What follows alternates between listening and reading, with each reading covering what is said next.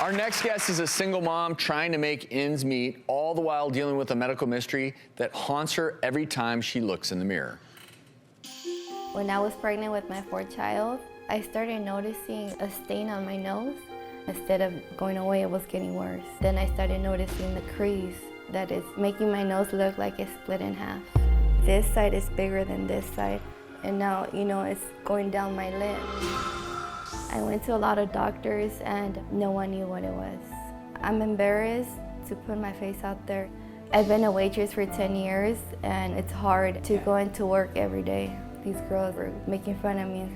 I just have to hear it every day, like people give me napkins and they tell me like, you have a stain in your nose, and it's like, and this is like an everyday thing. I can't let work go because I do have 5 kids and I'm a single parent and I have to provide. I try to cover it with makeup, it just seems to make it worse. So I'm scared that it's gonna keep going under and they cut my lip in half. I feel hopeless. I always pray, that I will find the right doctor. I just wish I could have my old nose back.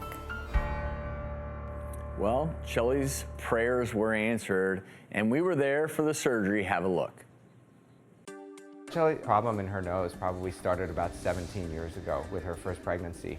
It kept worsening with each pregnancy. While pyogenic granulomas in general are really common, I don't believe anybody's ever seen one in the tip of the nose causing this kind of an issue. At this point, our goal is get the tip so it looks like it did before. Thank you so much.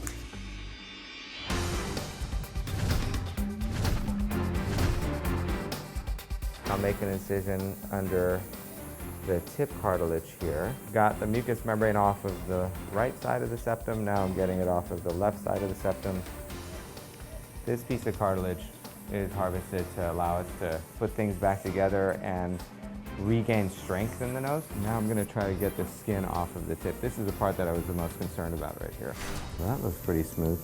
I'm releasing the scar. The thin area is all throughout here and under here. Let's do a little bridge reduction. I'm placing some tip stitches now just to narrow the tip cartilages and get them to look more symmetric. Time for the osteotomy, which means breaking the bones, but it's really technically cutting, and that's why it's osteotomy, which means opening bone. Go ahead. Next step is for me to take a little bit of fascia from the back of the ear. That's going to help me to fill up the scar. I'll just make an incision back here because it's the most hidden. That looks like a really nice, appropriate piece, actually. Let's close it up and move back to the nose. And I'm going to get this fascia squeezed right into the little spot where we need it. This looks amazing. I think we nailed it today.